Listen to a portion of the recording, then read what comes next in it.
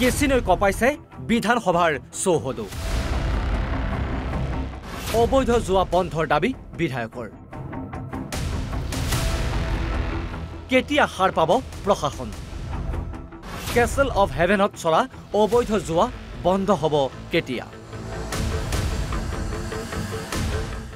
অনা অসমীয়া ৰাহুল জাস্ৰাচাৰিয়াৰ কাণ্ডক লৈ ব্যাপক প্ৰতিক্ৰিয়া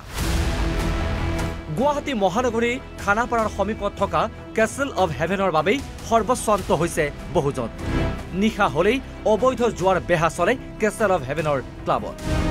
অভিযোগ অনুসৰি ৰাহুল জাস্ৰাচাৰিয়া নামৰ লোকজনৰ পৃষ্ঠপোষকতাত দীৰ্ঘদিন ধৰি চলি আছে অবৈধ জুৱাৰ কোলা সাম্ৰাজ্য অবৈধভাৱে অনা অসমীয়া ৰাহুলে মেলি দিয়া এই বিশাল জালত পৰি লাখ লাখ টকা পানীত পেলাই দিক বিদিক হেৰুৱাইছে বহুজনে অসম লাইভ 24ৰ ধাৰাবাহিক বাতৰিত এই কোলা অধ্যায় উন্মোচিত হোৱাৰ পাছত সমগ্ৰ বিষয়টোক লৈ প্ৰতিক্ৰিয়াৰ জোৱাৰ উঠিছে বিধায়ক মনোৰঞ্জন তালুকদাৰৰ মন্তব্য সৰিয়হৰ দুলিতে ভূত বন্ধ হওক অবৈধ জুৱা আমাৰ অসমীয়াত এটা কথা আছে সৰিয়হতে ভূত সৰিয়হত যেতিয়া ভূত থাকে তেতিয়াহ'লে কোনে বচাব নোৱাৰে এতিয়া চৰকাৰখনে যোৱাৰ পিনে মুখ্যমন্ত্ৰীক বহুত কয় কেতিয়াবা কেতিয়াবা অলপ চাম একশ্যন হয় তেওঁৰ গোটেই প্ৰশাসনটো পুলিচ বিশেষতঃ পুলিচ এই পুলিচ বিভাগটো এই যে অঞ্চলবিলাকত যোৱা চলে এই গোটেই পুলিচ বিভাগটোৱে তাত তদাৰকি কৰে পইচাটো উঠায় আৰু যোৱা চলিব দিছে আৰু এইটো অবাধে যোৱা চলিছে ৰাজ্যখনত আমি বহুত যুদ্ধ কৰিলোঁ আমাৰ সমষ্টিগতভাৱে কিন্তু যোৱাটো বন্ধ হোৱা নাই অবৈধভাৱেই যোৱা চলি আছে ইয়াতো আছেই অন্ততঃ গাঁও অঞ্চল আৰু বেয়া হৈ গৈছে তাতে অপেন ডাইচ পাতি যোৱা খেলি থাকে আৰু এই এণ্ডিং লটাৰী এটা আছে সেইটো চলি থাকে ইলিগেল কোনেও প্ৰাইজ নাপায় ইলিগেলি চলাই থাকে আৰু এইটো একেবাৰে পুলিচ প্ৰশাসনৰ মানে তেওঁলোকৰ অংশীদাৰিত্বৰ ফলত এই যোৱা চলি আছে ইয়াৰ বিপৰীতে AIDFৰ বিধায়ক কৰিমউদ্দিন বৰভূঞাই ক'লে সক্ৰিয় হওক আৰক্ষী প্ৰশাসন আপোনালোকৰ যিটো নিউজ আপোনালোকে যিটো বাতৰি কৰিছে যে হোটেলবিলাকত অবৈধ কিছুমান এক্টিভিটি চলি থাকে এইটো হয়ও এইটোতো হয় তথ্যৰ আধাৰত আপোনালোকে কৰিছে কিন্তু মই ভাবোঁ যে এইটো আৰু পুলিচ অলপমান এক্টিভ হ'ব লাগে মই চিধা হোম মিনিষ্টাৰ মুখ্যমন্ত্ৰী ডাঙৰীয়াক অনুৰোধ কৰিম যে ৰাতি 9-10টাৰ পিছত যি পৰিৱেশ হয় পৰিৱেশটো অলপ ষ্ট্ৰিক্ট হ'ব লাগে পুলিচ আৰু এক্টিভ হ'ব লাগে আৰু ৰাইজে কথাখিনি বেয়া পাই আছে হোটেল হ'ব লাগে হোটেল হ'ব লাগে